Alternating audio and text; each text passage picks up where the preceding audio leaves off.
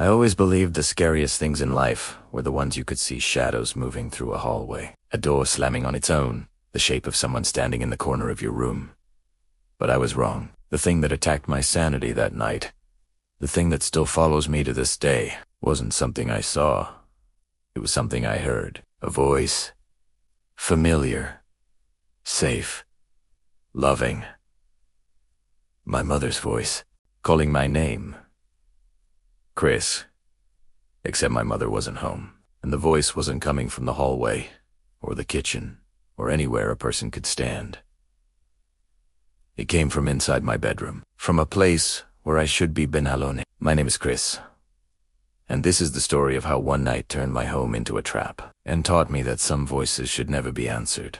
Before I begin, if you like stories that twist your stomach and make you sleep with the lights on, make sure you subscribe, because once you hear what happened, you're not going to want to face the dark alone. I was 17, and like every other Friday night, my parents were out visiting my aunt and uncle. They'd left at 7, telling me to behave, lock the doors, and not stay up too late. They didn't have to worry. A night alone was all I wanted. The house was quiet the moment their car disappeared down the street. I grabbed a frozen pizza, threw it in the oven, and plopped myself in front of the TV with my console. It was the perfect kind of quiet. The peaceful kind, not the creepy kind. The glow from the TV, the comfort of my blanket, the warm smell of pizza. Everything felt normal, safe.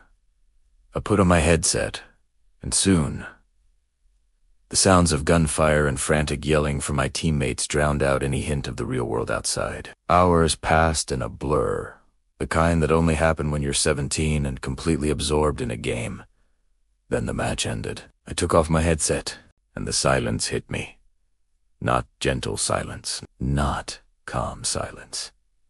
A thick, heavy, hollow silence that made every tiny sound feel amplified. I sat there for a moment, staring into the dark hallway, suddenly aware of how alone I was. I stood up and walked to the kitchen for water. The tiles were cold under my socks, and the refrigerator hummed faintly. I filled a glass, ice clinking against the sides, lifted it, took a breath, and that's when it happened. A soft, perfectly clear voice. A woman's voice drifted through the room. Chris, honey. I froze. My mother's voice, not maybe it's her, not sounds like her. It was her voice. I lowered the glass slowly, staring at the hallway. Mom? Nothing. The house was still. Silent. Dark. I walked to the front door. Locked.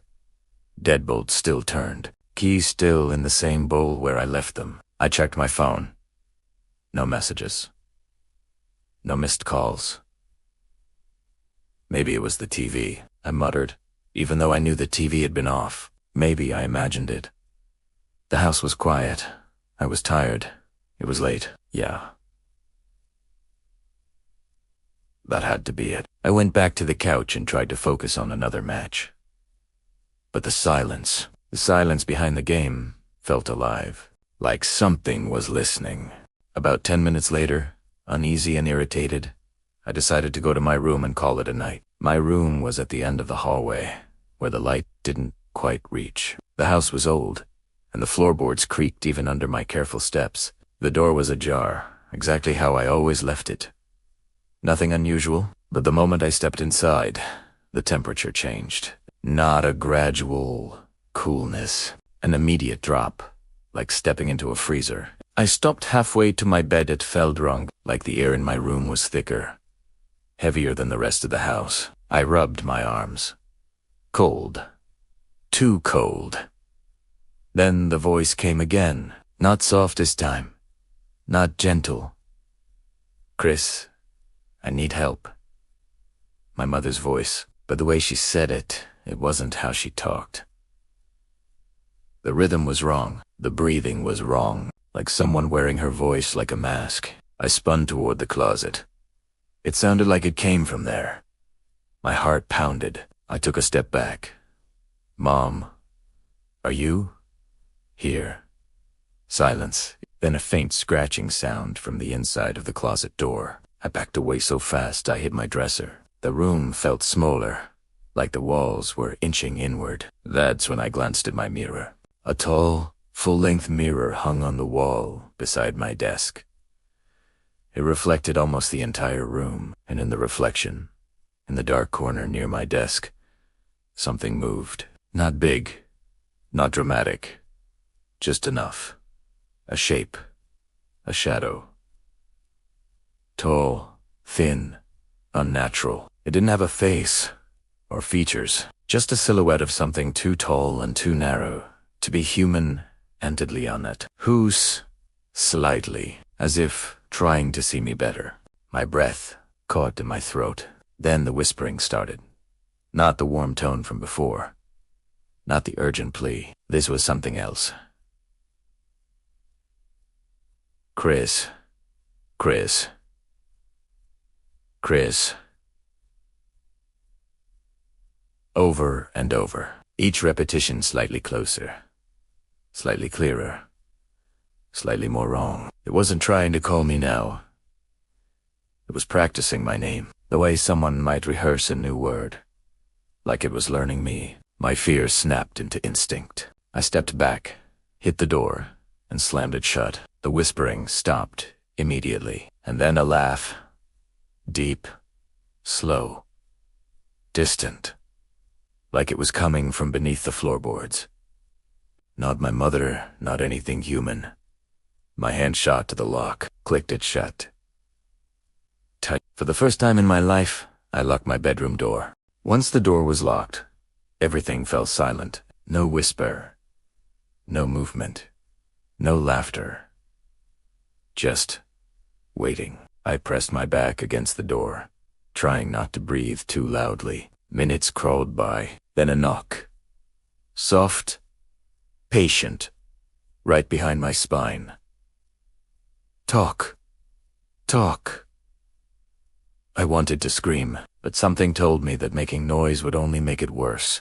I stood frozen, shaking, waiting for the knock to come again. It didn't, but I didn't move the rest of the night. When the sun finally crept through the blinds, I heard my parents' car in the driveway. I unlocked the door quietly, pretending I'd just woken up.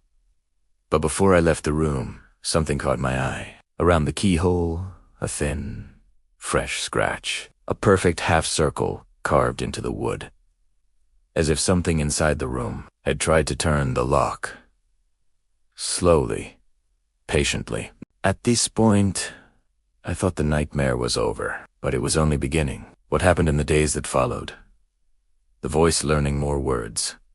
The shadow gaining form. The thing in the mirror trying to step out.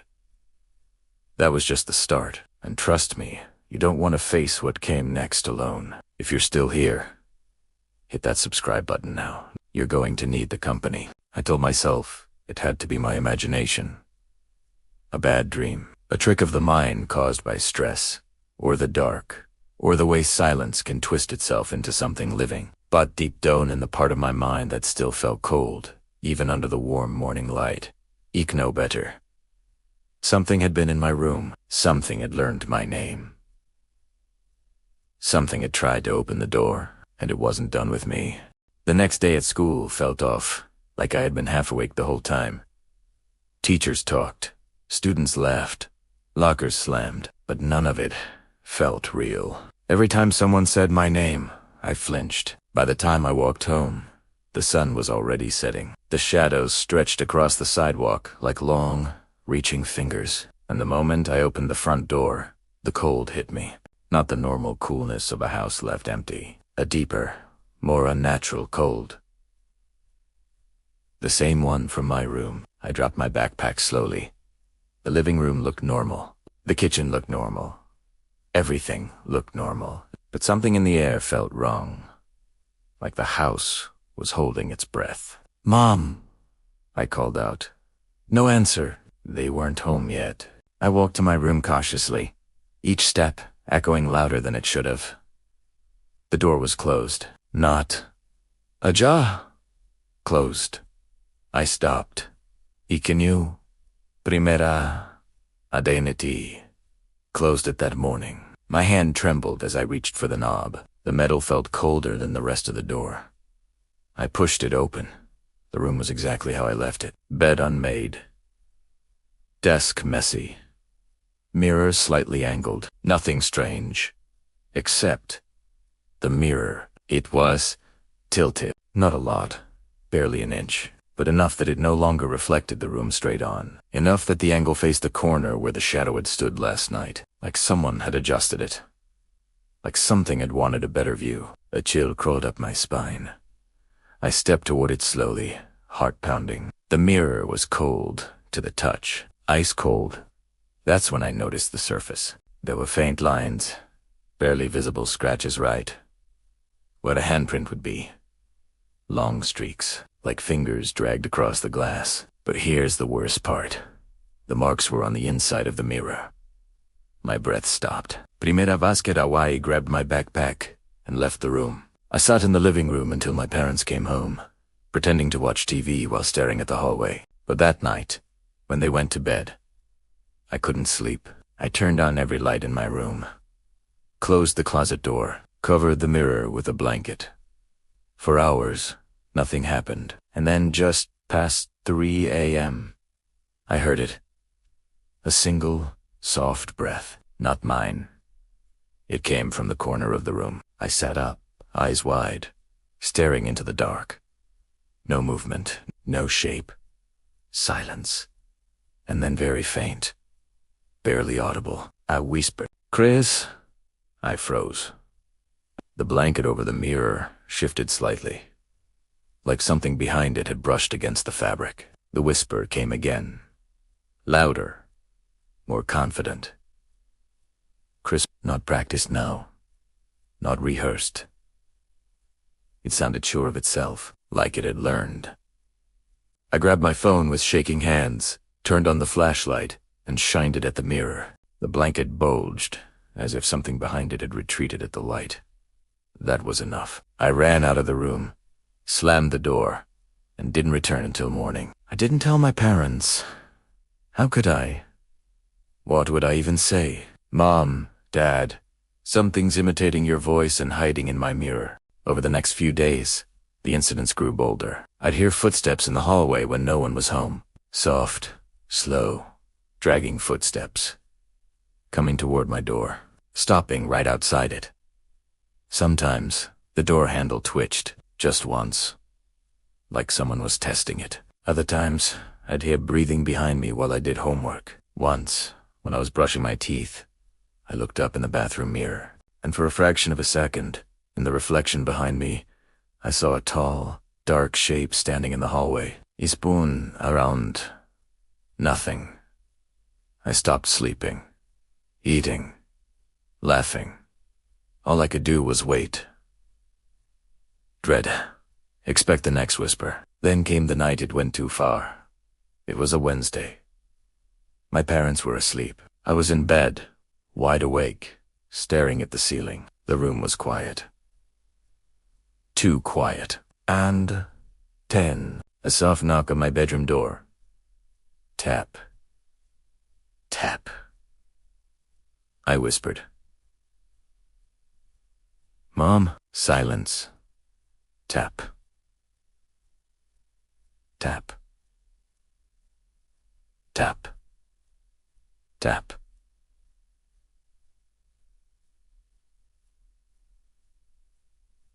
I got out of bed slowly, my feet touching the cold floor. I approached the door and pressed my ear against it. Nothing. I swallowed hard and whispered, "Mom, are you there?" A second pass. Then, "Chris, honey," opened the door for me. My mother's voice. Warm. Gentle. Exactly right, but my mother was asleep. I had heard her go to bed. I backed away slowly. The voice came again. Softer this time. "Chris, please. Please, I need to talk to you." My stomach twisted, because now, beneath her voice, I heard it the undertone. The low, rasping growl beneath the sweetness. The thing trying to sound human. I didn't move. And then something new happened. It said, "Crease. Open the door now." Not my mother's voice. A perfect imitation of my father's voice. I gasped. It could copy anyone it wanted. Chris. Now it sounded like my best friend. Chris. Now like my teacher. Chris.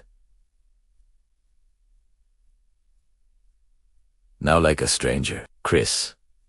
Now like me. My own voice, whispering my name. Over and over. Chris. Chris. Chris. The doorknob turned violently. I stumbled back, hitting my desk. The lights flickered. Cold filled the air. Then all at once, silence. The knob stopped moving. The house stopped breathing. I knew what it meant. It had gone back into my room. I slowly turned. The blanket over the mirror was gone. Lying on the floor, the mirror was exposed, and something was standing inside it. Not a reflection of me. Not a shadow in the room. A figure tall, thin, twisted, standing behind the glass, like the mirror was a window and it was looking through it. Its head tilted slowly, unnaturally, bending too far to one side. Its face. God. Its face wasn't a face, just a smooth surface with a mouth carved into a stretched smile. No eyes, no nose, but it smiled, and then it tapped the glass.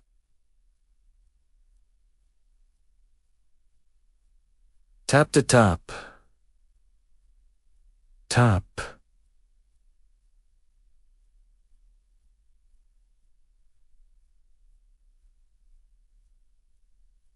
A finger longer than a finger should be. It whispered, Chris, but now the voice was its own. No imitation. No disguise. Just a cold, inhuman sound that made my knees buckle. Something inside me snapped. I grabbed my phone, turned on the flashlight, and pointed it at the mirror. The thing hissed, an awful, guttural sound, and stepped back into the darkness beyond the glass. The light hurt it. The mirror fogged over, like breath on a window. I ran out of the room, donned a hole into the living room, and turned on every light. I didn't sleep at all. The next morning, when I finally worked up the courage to return to my room, the mirror was cracked, not broken. Cracked, like something had punched it from the inside. The cracks formed a shape. A smile. I knew I couldn't stay in that room anymore. That afternoon, I moved all my stuff to the guest room. My parents asked why, and I lied, saying I wanted a change of scenery. But the moment night fell, I realized something terrifying. It didn't matter what room I slept in. It wasn't my room it wanted. It was me. Around 2 a.m., the guest room grew cold. I heard breathing right next to my ear, even though I was alone in the bed. I turned on my phone light. Nothing. But something was different now. It wasn't hiding. It wasn't trying to lure me. It was waiting. And then the whisper came again, right behind me. Chris. I jerked around. The mirror on the wall, a small decorative one, was dark. Too dark. Like it wasn't reflecting the room at all. I approached it, slowly. The darkness swirled inside the glass. Thick. Liquid. Alive. I reached out with my flashlight. Before the beam touched it, a hand slammed against the inside of the mirror. I screamed and fell backward. The hand dragged downward across the inside of the glass, leaving long, finger-like streaks in the darkness. A face pressed forward next. That same illness, smiling face, stretching the surface outward, like the mirror was soft as skin. Chris, it wasn't whispering now. It was speaking, calling, claiming. I scrambled out of the room, ran to my parents' door, and shook them awake. I wasn't even ashamed. Not even for a second prima needed help, but when they opened their door, confused and terrified, everything changed. The hallway behind me creaked. My mother gasped. My father grabbed me because my bedroom door at the end of the hall opened slowly on its own, and from the darkness inside, my voice echoed, "Mom, Dad, please, help." My mother looked at me. Then at the dark room tended by Katimi, her face drained of all color. That was the moment she believed me. That was the moment all of us understood. The thing wasn't haunting the house. It was hunting me. My father walked slowly down the hall, holding a flashlight. The voice kept calling him. My voice. "Dad, please, I'm inside." He reached the door, shined the flashlight inside, paused, and then said 3 words I'll never forget. "There's nothing here." He turned around. "There's nothing, Chris. Just a dark, empty." His words stopped, because right then, right behind him, something whispered into his ear. Chris. Not my voice. Not his voice. Something else. He spun around, shaking. But again, nothing. The room was empty. Cold, but empty. My parents made me sleep in their room for the rest of the night. We didn't talk. We didn't breathe loud. We just stayed awake, listening, waiting. But nothing else happened. The next morning, the mirror in my room was shattered. Pieces everywhere. My father cleaned it up silently. My mother made me breakfast without speaking. And I sat there, knowing the truth. Breaking the mirror didn't matter. It wasn't the glass that kept it in. It was me. That night, we moved me out of the room permanently. Painted it, replaced the carpet, removed every mirror from the hallway. My parents even called a priest, who walked through the house in silence. He stopped inside my old room. Not long. Just long enough. Then he said, whatever was here, it followed him. Not the house. We never spoke of it again. But sometimes, late at night, when the world goes quiet, I hear it. Soft, patient, familiar. Chris. A whisper that doesn't belong to anyone living. And when that happens, I sleep with the lights on. And I never, ever answer. If you made it this far, don't leave me alone in this darkness. Hit subscribe so at least I know someone else is awake with me. And tell me in the comments, what's the scariest thing you ever heard when you were alone?